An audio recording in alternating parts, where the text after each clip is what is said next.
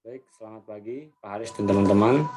Kami dari kelompok 7 akan mempresentasikan mengenai hasil kerja kelompok kami, membahas mengenai e-marketing. Nah, kelompok 7 sendiri itu terdiri dari pertama ada, persilakan kepada Mbak Priscilla.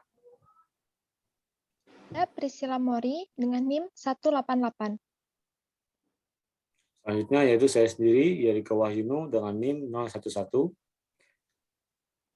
Selanjutnya saya Dina Krisnawati dengan NIM 016. Dan selanjutnya dengan saya sendiri Agrisiana Sunyadahing dengan NIM 023. Untuk pembahasan pertama yaitu akan membahas mengenai latar belakang. Nah, latar belakang ini akan dibahas oleh Agrisiana Sunyadahing. Baik, di sini saya akan menjelaskan mengenai latar belakang. Slide selanjutnya, perkembangan teknologi, dunia digital, dan internet memberikan dampak yang kuat bagi dunia pemasaran. Teknologi e-marketing diciptakan sebagai salah satu strategi pemasaran yang mampu menjangkau jaringan masyarakat luas, di mana sistem pemasaran yang dulunya menggunakan sistem tradisional atau offline, tetapi di tengah perkembangan teknologi yang semakin pesat, banyak orang yang beralih menggunakan sistem digital atau online. E-marketing itu sendiri merupakan strategi pemasaran yang memanfaatkan teknologi internet dengan menggunakan website sebagai mediatornya. E-marketing itu sendiri berfokus pada pemasaran perusahaan secara online dengan menggunakan fitur pemasaran secara langsung ataupun tidak langsung, sehingga dapat menghubungkan perusahaan baru, pelanggan, membangun identitas serta kepribadian merek. Slide selanjutnya.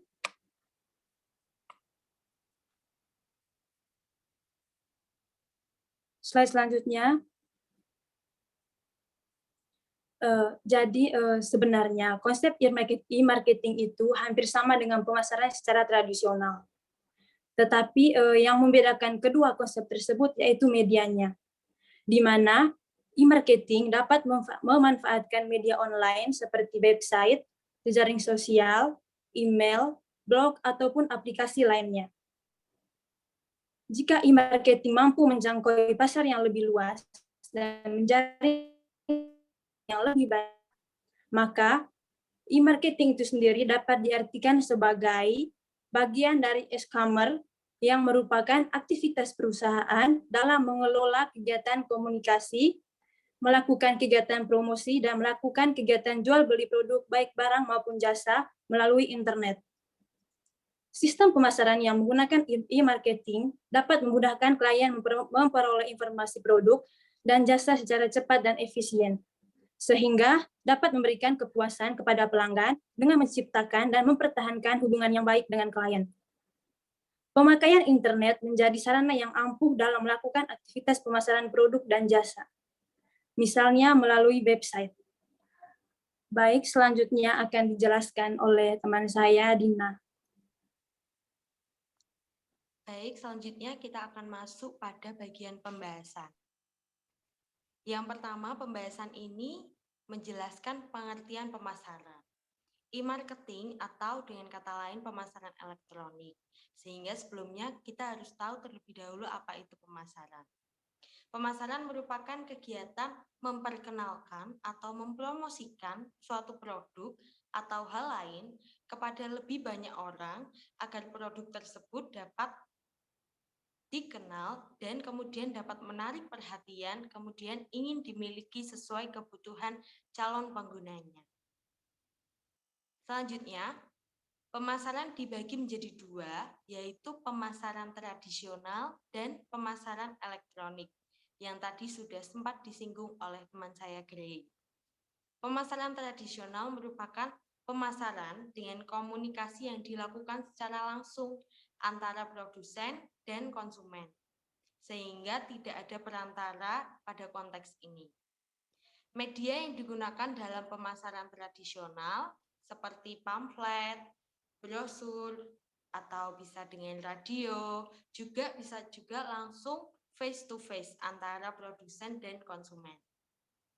Sedangkan pemasaran elektronik merupakan jenis pemasaran yang komunikasinya dilakukan secara tidak langsung, atau dengan kata lain, produsen dan konsumen tidak langsung bertemu. Bisa juga dengan lewat perantara orang lain atau dengan perantara media seperti website, email, atau yang lainnya yang dilakukan by phone. Kemudian bisa juga melalui sosial media seperti Instagram, TikTok, WhatsApp, dan lain sebagainya. Kemudian e-marketing atau pemasaran elektronik, selanjutnya, next, memiliki tujuan. Tujuan e-marketing tentu untuk memperbesar pangsa pasar, juga menambah laba perusahaan, atau bisa untuk menarik lebih banyak orang. Namun, pada konteks ini kami memiliki tujuan utama, yaitu merupakan tujuan umum, yakni mematahkan keraguan masyarakat yang selama ini ragu untuk bertransaksi dengan bisnis digital. Yang pertama, biasanya masyarakat ragu bahwa penggunaan situs itu sangat sulit, sehingga tujuan e-marketing sendiri memudahkan penggunaan situs.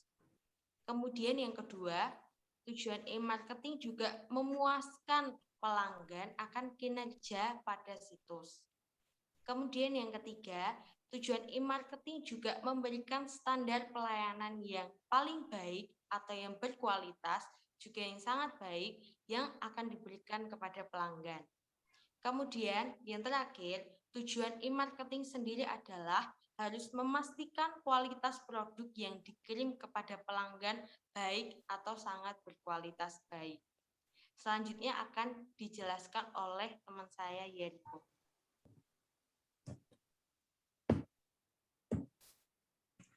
Baik, selanjutnya yaitu pemasaran elektronik.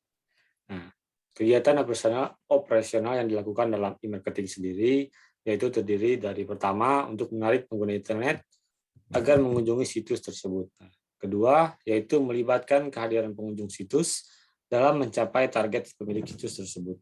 Yang ketiga, untuk mendorong pengunjung situs untuk kembali atau melakukan kunjungan dan transaksi secara berulang. Nah, dalam penggunaan situs tersebut secara berlangsung dapat terkait dengan e-marketing tersebut, yakni keraguan dari masyarakat sebagai target pasarnya sendiri. Nah, seperti yang dijelaskan pada tujuan tersebut. Nah, tujuan tersebut yaitu bertujuan untuk mencapai pelaku pengguna e-marketing tersebut agar dapat melakukan transaksi dalam menggunakan e-elektronik tersebut. Selanjutnya yaitu tahapan perencanaan e-marketing. Nah, dalam tahapan tersebut terdiri dari 6 poin. Yang pertama, untuk mengetahui keadaan atau situs-situs saat ini. Yang kedua, mengetahui tujuan yang ingin dicapai oleh pengguna situs. Yang ketiga, untuk menyusun strategi untuk mencapai tujuan dari situs tersebut. Yang keempat, menyusun strategi yang lebih mendalam untuk menembak tujuan secara cepat. Yang kelima, untuk merancang tindakan yang harus dilakukan. Yang keenam, yaitu untuk mengontrol setiap tindakan agar dapat sampai pada tujuan yang diinginkan oleh pemilik situs tersebut. Nah, dalam hal ini, tahapan-tahapan tersebut sangat penting untuk mengukur sampai mana perkembangan situs ini telah terrealisasikan. Selanjutnya yaitu aspek pengukuran kemampuan e-marketing. Nah, dalam aspek pengukuran ini terdapat 6 aspek, yaitu pertama, kinerja keuangan, kedua yaitu kinerja pasar, yang ketiga, model bisnis dan pendapatan, yang keempat, teknik komunikasi dan pemasaran, dan yang kelima yaitu layanan yang ditawarkan kepada pelanggan, dan terakhir yaitu fitur dan desain pada situs tersebut. Nah, beberapa aspek untuk mengukur kemampuan tersebut diharapkan mampu untuk menunjang kinerja dari aspek pengukuran e-marketing sendiri. Selanjutnya yaitu bagian contoh mengenai e-marketing tersebut.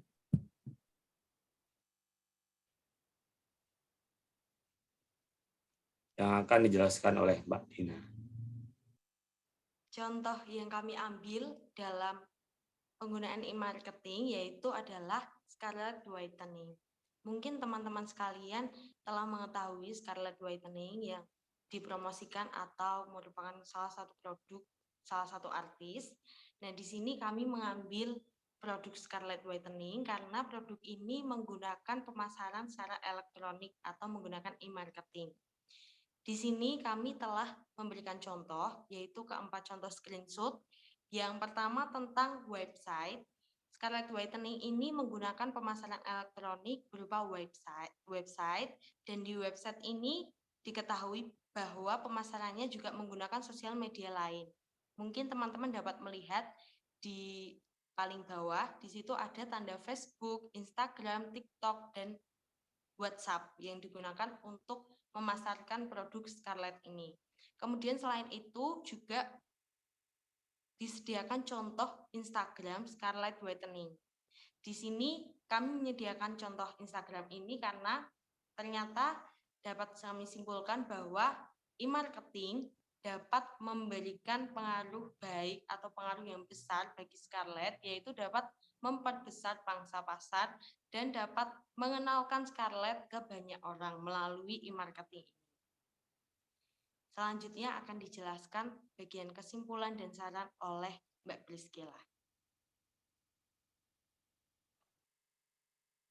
Oke, berikutnya adalah kesimpulan dan saran. Next. Jadi kesimpulannya adalah pada sistem pemasaran ini ada dua metode, yaitu tradisional dan elektronik, atau yang biasa disebut dengan e-marketing. Jadi e-marketing ini adalah pemasaran yang dilakukan secara tidak langsung dan melibatkan media. Jadi dengan adanya e-marketing, ini akan dapat menjangkau konsumen untuk lebih luas lagi. Kemudian memudahkan konsumen dalam memperoleh informasi produk dan jasa secara efektif dan efisien. Kemudian, konsumen tidak perlu repot-repot datang ke toko untuk mengambil barang. Kemudian, konsumen dapat menghemat waktu karena dapat berbelanja di mana saja dan kapan saja. Kemudian, memakai sistem pembayaran yang mudah. Jadi, ini akan memberikan kepuasan kepada konsumen dan ini akan menciptakan dan mempertahankan hubungan yang baik dengan konsumen. Next. Kemudian ada saran. Jadi di sini kita harus mau beradaptasi dengan perubahan yang ada, harus mau berinovasi, dan harus bisa melihat peluang agar kita dapat lebih maju lagi. Terutama yang ingin mulai berbisnis, harus melihat pada zaman sekarang ini, teknologi itu sudah semakin canggih. Jadi para pebisnis ini dapat berbisnis menggunakan teknologi atau yang disebut dengan e-marketing. Karena ini akan mempermudah pebisnis dalam berbisnis dan dapat mengenalkan produknya ke pasar yang lebih luas lagi. Begitu juga dengan yang sudah lama berbisnis, tetapi belum menggunakan teknologi, haruslah mau berinovasi menggunakan digital, agar bisnisnya dapat lebih maju lagi. Next. Sekian presentasi dari kelompok 7. Kami minta maaf apabila ada kekurangan, dan kami mengucapkan terima kasih.